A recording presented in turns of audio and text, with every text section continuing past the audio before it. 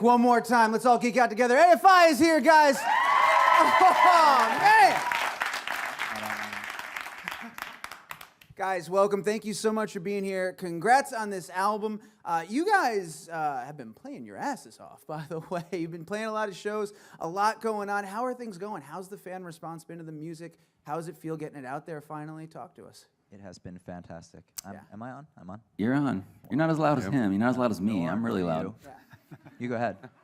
Yeah, I want to see how loud everybody is. Check. Okay. Check. Hello. Yeah. It's been going really well. Except this part. Yeah, except up to right now. Thanks a lot. It was, yeah, great. well, let's see if we can recover from here. I think we've played like 8 shows so far on this tour. 8 or 9. 10. 10. Several. Several. Indeed. Yeah, it's been a lot of fun so far. Several. All fantastic.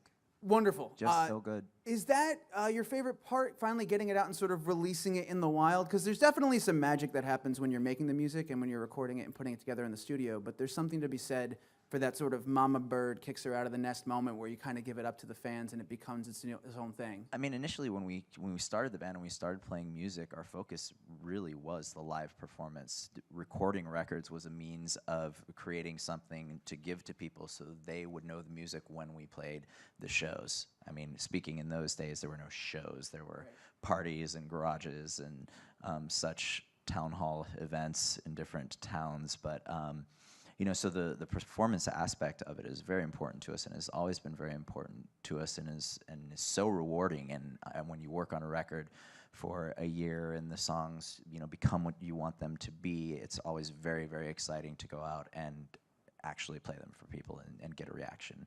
And hopefully it's, you know, the similar reaction we have when we hear that song and when we perform it. And so far it has been that. The responses have been really wonderful. Is there a tangible difference, I know it's kind of a silly question because 20 years is a long time, but between sort of the early date crowds, the mid-date crowds, can you feel different moments in your career where the crowd has sort of felt different, or is it that energy Oh, that you've of course. been chasing? The similarity is an energy that is carried throughout the years because we've been very, very lucky to have such dedicated, loyal fans. Thank you. I mean, you're sitting here listening to us speak. So thank you. I'm like, why is everyone here? You know, so that similarity has carried us through the years and has brought us, of course, to be able to be here with you now and to have 10 records and be 25 years in.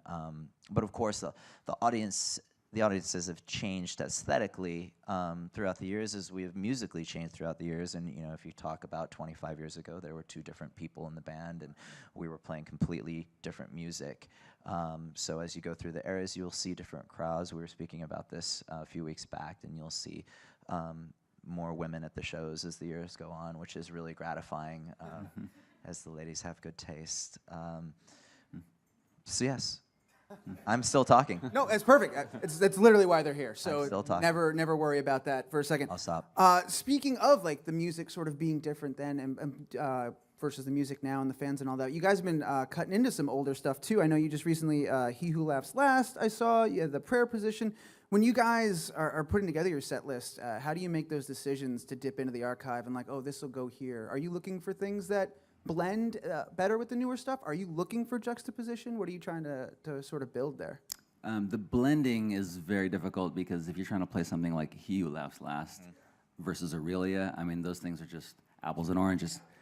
But this tour in particular, we've been putting a lot of different songs in the set every night, which is something we haven't done a lot. Even 20 years ago, we weren't really doing that. It was a very static set list, and I think it's been great. And like, we're learning songs at soundcheck that we're gonna play that night. Like we haven't played in 15 years. Like, oh man, how's this go? And it's actually fun, and the fan response has been great. And I think the mix of songs is actually, it's worked. Yeah, it's worked really well. When you saw the He Who Laughs Last, like we did play a fan club show where we really had a representation of songs from out the years, and it was that strange juxtaposition. So you had that vibe at a fan club show. But I think Jade in particular has done a great job of giving a continuity in the most recent shows without going so far back as to 96, where it's representative of many years, if not all. Unfortunately, we're well, fortunately or unfortunately, depending on how you look at it, we don't play for 2 hours or 3 hours, and we can't really represent all of the years, and it's so starkly different, as we were talking about. If we, you could do 40 minutes from each era, of which there are many. Well, for sure. One of the things I think that kind of speaks to the fact that we're here 20, 25 years later is that you guys do evolve and the music does change from release to release. But it's funny, like if you were to take like one album and compare it to the one right before, it's almost like looking at a picture of yourself and like when you were 25 versus 26. It's like there's differences, but you're not a completely different person. But you do take that picture from 10 years ago, from 15 years ago, and it's like, wow, there's so much that's kind of come from there. I want to talk about this new album, this incredible album. Thank you so much for this. You guys, how many people have already obsessed over this album? I imagine everyone in this room. Thank you. Thank you. Thank you. Thank you. The 10th album, you very much achieved sort of like you Star Wars Force Awakened yourself here in that this is an AFI album. You hear it, you know this is you guys, but there's enough exciting and new stuff that you're trying out and sort of pushing forward here that does like touch all those new elements and make it really, really like, oh, this is fun. When you're approaching a new album like this, do you set a bar of, okay, we've got to push to this point? Do you try to quantify evolving the sound, or no? Does it just happen organically? I mean, we have to push beyond what we've done, which is why we never sound the same. Every record is different because that's one thing I think we just decided upon kind of informally that we're not going to do that same thing again. We never had a record that sounds like Black Sails because we did Black Sails, you know, and it wouldn't be fair to us artistically to do that. So I think this new record, to me, a good AFI song is a balance between the aggressiveness, the melodicness, the dark, the light, the anthemic, and it's hard to strike that balance. And this album specifically, I think we've kind of done a good job of that. You know, it's got a little bit of everything, and it doesn't sound like Very Proud of You. You know, it sounds like a new AFI record. Yeah, precisely. How long did you guys take to put this one together? When did you guys start working on it? I mean, we wrote for almost exactly a year, which is weird. I think that's how long we wrote the last one on. It felt We like have this weird, we have no timetable, but when a year goes by, all of a sudden it's like something in nature. Maybe it's the changing of the Time seasons. changes the seasons. It's It like might the actually solstice. It's like we are done now. Yeah. We have completed. This is over. Yeah. This is over. It's there's no really distinct moment when we finish it. It keeps going, and we think we might have a record because we write so many songs every time we go into a writing session to write a record that, you know, we reach 12 songs very early on, but those aren't necessarily the 12 songs that will make the record. Some of them won't at all. I don't even know if, yes, some of the earliest songs made the record. What were they? Dark Snow. Yeah, I've got them all on my iPod. Dark Snow. Dark Snow was one of the first We're going to ones, come right? back to that in a second. Yeah. Okay. All right, we'll come back to it right now. So I heard a number that I was wondering if you guys can confirm that I think you might have thrown out in an interview early on. Is it true that for this release, upwards of 60 songs were written prior to arriving at these 14? Over 60. Over And- 60. And you know, we wrote on December Underground over 100 songs, which I all have on my iPod. And I'm not the only one that has them. I just listen to them, you know, like myself. But these ones, there was a lot of lack of quality in some of those songs in December Underground, which is why they didn't make it. But Right. a lot of the songs, the 60 that didn't make it, are, in my subjective opinion, are really great songs that I would have loved to have on the record. So Yeah, you know. there's some heartbreakers that didn't make it. Well, when you listen to this album, and I think you were kind of speaking to this a second ago, is that, yeah, you guys do hit all of those AFI touchstones, the anthemic, the melodic, the aggressive, all of those things are there. Also, like your British influences kind of way. Some of these songs are just like straight up new wave songs, and they're awesome. When you guys are picking out those tracks and you're looking at the 60, are you trying to find that balance, or is it really just this is a great song, it's got to go on the record, and then you put them together and you're like, oh, look at this. Yeah, I think there's a point where we kind of distill that, large amount of songs down to, 20 or so that we all agree on. But from there, after we get the 8 or 9 or 10 no-brainers, it's like, how do we flesh it out? What are the 3 or 4 that we can put on here? And that will really change the way the overall direction of the album. So that's always kind of a tough moment. To that end, is there a chance, because you said some of them are just sitting on your, or all of them are sitting on your iPod, is there a chance that we could get like, at some point down the road, that Beatles anthology release where like there's like 1 million tracks just and we all just kind of get to bask in all the Find his iPod. I don't. Yeah, if someone He steals loses my his iPod, iPod, I don't yeah. know. if Internet, anyone- you've been given a challenge. Find the iPod. I don't know if anyone wants that, like all the AFI B-sides, but I think there's a B-sides album worth of material that I would be proud to have out there. Awesome. I wanted to ask you too, and I'm sure you're probably kind of tired of talking about this, but I'd love to get the definitive story. When I was reading a while ago, AFI, self-titled. I love a self-titled album. Now we're calling it AFI the Blood Album. It's in the parenthetical. It's there. It's official. If you just what happened with it? Where did we arrive at this title? How did this come to be? As we were writing the record, as you pointed out, we wrote about 60 songs in some point midway through the process. And I recognized that in the lyrics that I was writing, the word blood was reoccurring. It wasn't something that I was consciously putting in the lyric, but it was reoccurring. And I mentioned it to Jade, and when we'd finished writing and we had culled those songs down to what you hear on the Blood record, what we were referring to as the Blood record, I brought it back up and we decided that it in fact was a good representation that encompassed the general theme and tones of the songs that run through the record, and thereby we refer to it as the Blood record. And here we are. Here we are. That came prior to the artwork, or did the artwork? Prior. Yeah, prior to the artwork. Whoa, man. Explosives. Singer, mic technique. Voice and modulation. It is imperative syndrome. that you know it was prior to the artwork. Prior. Got it. Pop screen. I've discovered that I can see myself over there on the screen. It's Yeah, pretty I know. exciting. Is I'm that not going to look at distracting you at all? anymore. Yeah. No, you're distracting. Oh, fair enough. Well, that's a first. all I'll tell you that profile, right though. now, but I wear that badge with honor. Okay. I also read that you guys had done, this was really cool, a 4 custom like color vinyl release to represent each color of the blood. I was not color, to represent each blood type, but I was wondering, did you go like the extra mile and do the Gene Simmons Kiss thing and put like a no, you guys did not. No one wants our blood. Wait, there was an audible, No, like no. disappointed gasp. We in can't the have audience. that. Well, you know, that's actually been done, so it'd probably be, So, kind of yeah, why trite, do it you again, know. right? If Kiss did it, you don't do Metallica it did again. it too, right? Or did they put sperm? No, they had, their album cover was based on a photo or a painting or an artwork that had sperm and blood That had mixed, sperm. which is disgusting. Oh. And there was the Kiss comic too, I think, right? When they did the Kiss Yeah, comic, and yeah. they all like the crazy Why not? time. I don't yeah, know why not? anything Why about not? Kiss. Why not? Yeah, they The did. one guy's got the tongue. He does. That's all I know. And there's a kitty cat. And a cat. There's a cat. That's kind of really all you need to at this point. Jade, you produced the album. Also, I know Matt Hyde was a little bit a part of that process too. But I wanted to ask, how'd you get hooked up with Matt, and what led to that decision, and kind of how did that work between you two, and how you guys collaborated and such? Well, we share management with Deftones, and so I'd seen Matt around the office, and we had kind of geeked out about the same tech stuff, and so I had kind of known him that way. And then when we went into this record with me, the idea of me being producer, you know, just to kind of make the transition easier, brought Matt in to kind of engineer / do some co-production, and I knew that we had already vibed well together, and we share a lot of the same philosophies on music, and he's super easygoing and very easy to work with, so yeah, it was nice.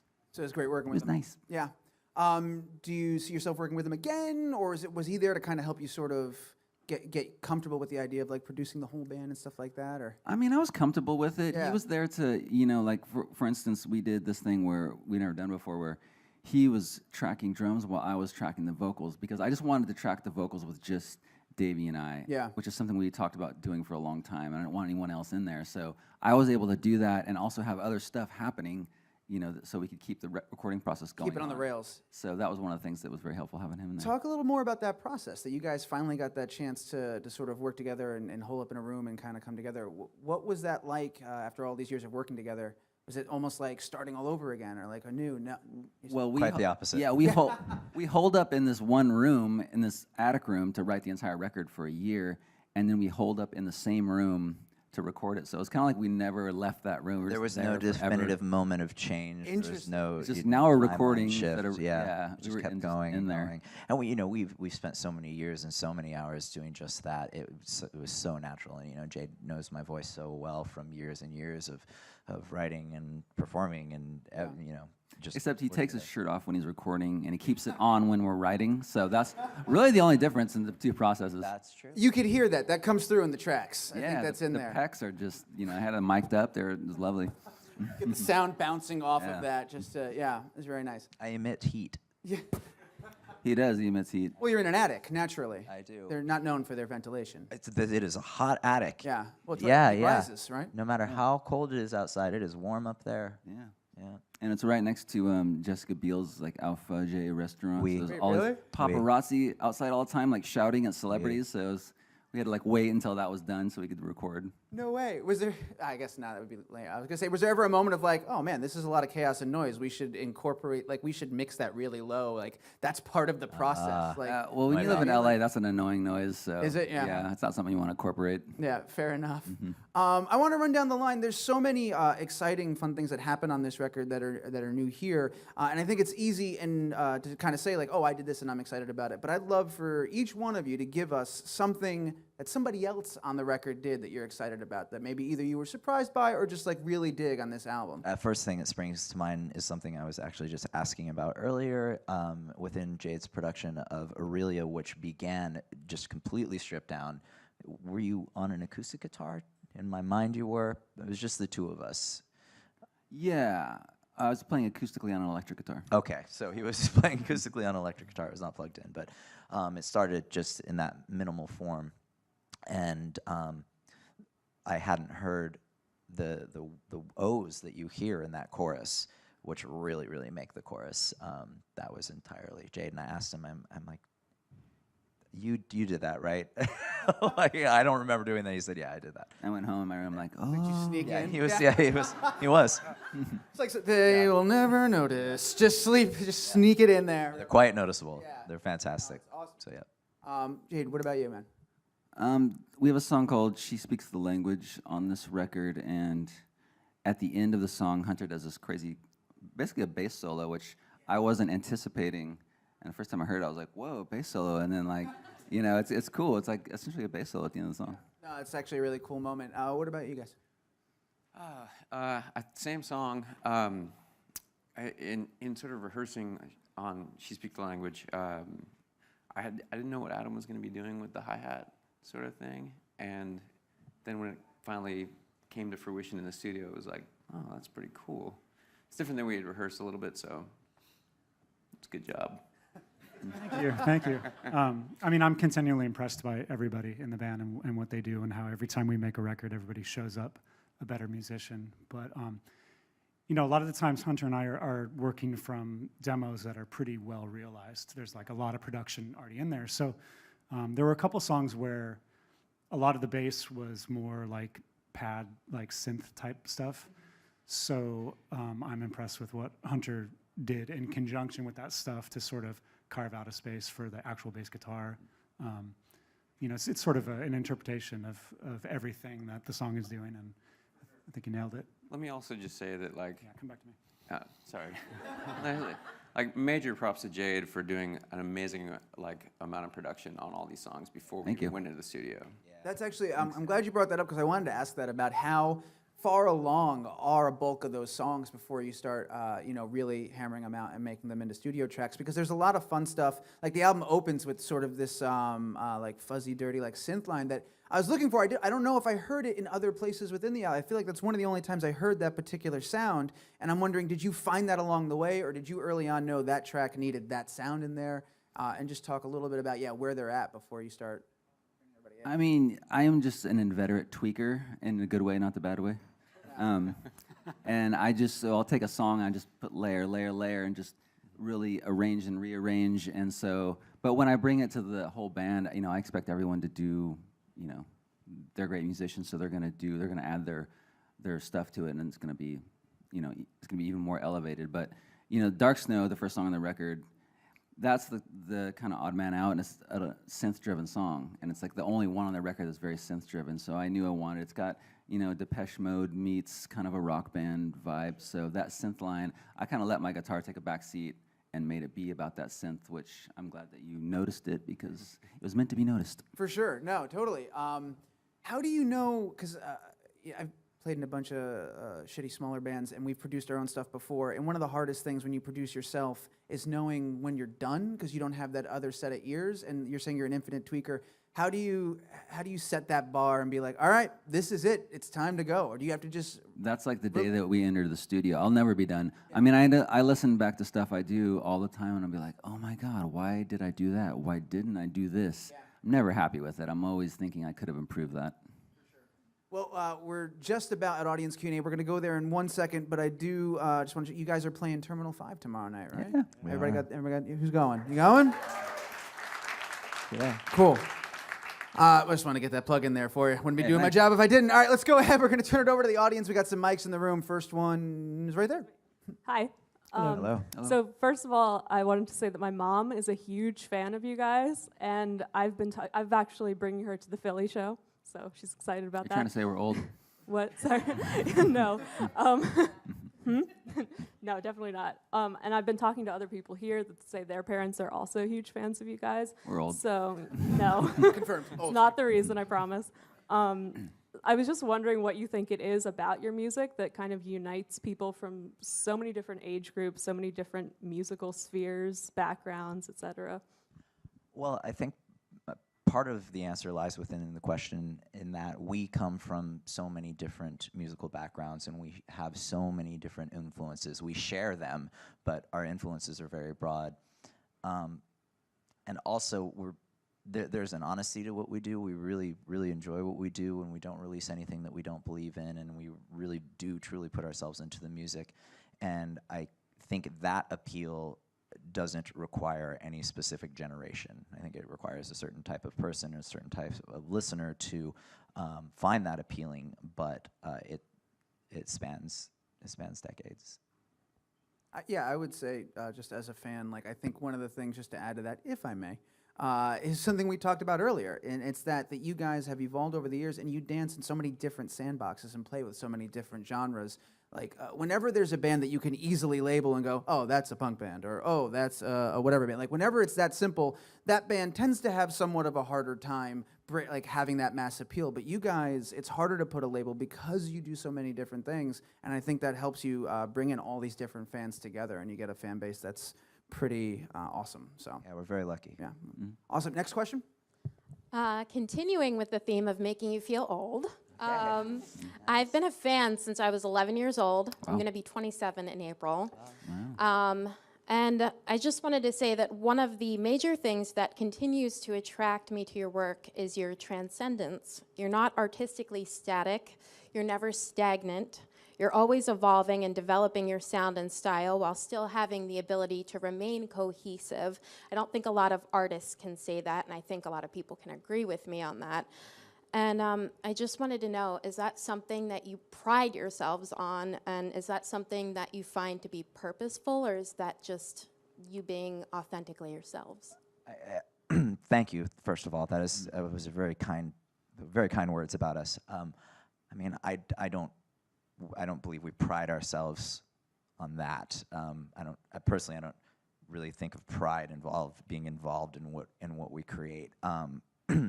However, it is something that we aspire to just very naturally, as we had spoken of before. It's something that we are inclined to do, being that as if we begin to repeat ourselves in creation, it just becomes boring for us. And so as we grow as people, and as we grow as writers, and as time passes, things change, and different things fulfill us, and we need change to fulfill us.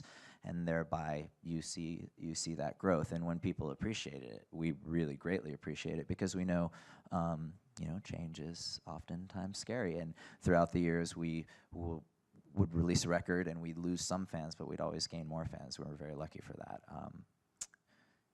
I just spoke for everyone. I don't know if it's probably wrong. Totally disagree. It's probably wrong. Awesome. I think we have time for one more question. Hi, thank you so much for everything you do for the fans. We are all really grateful that you still do these Q&As and these awesome shows where you play these deep cuts. I was just wondering if there's anything that you guys see as thematically binding this record. Like, I know that you mentioned that Blood is a lyrical thread, but Crash Love had all these themes about fame. So I was wondering if there's anything about the Blood album thematically that you see. Again, I've said this before, not today though. I'm very lucky to have the luxury of being allowed to express myself as I wish through lyrics. So, in these lyrics, it's returned more to the personal, socio-political vantages that are seen on Crash Love are really limited to that album in the extent that they're seen on that album. So again, this is kind of a snapshot of what's going on with me at the time, now being the time. But the themes that tie in this record are those of connection and the need for connection and human connection and the misperception of connections that may or may not be there, identity, misperceived identities, and such. And Blood, I feel, is evocative of those themes and is evocative of many other different concepts to different people, most of which can tie into the greater themes that run through the record. So those are a few. There are more that that really flow through the work. Well, as I said earlier, it's a fantastic record. Congratulations on it. Thank you for it. I got to let you guys go. Tomorrow night, Terminal 5, all right? The record is out now. If you don't have it, get it. Obviously, we have it, so get it again and get a friend to get it. Guys, join me one more time in thanking AFI. Thank you. Thank you.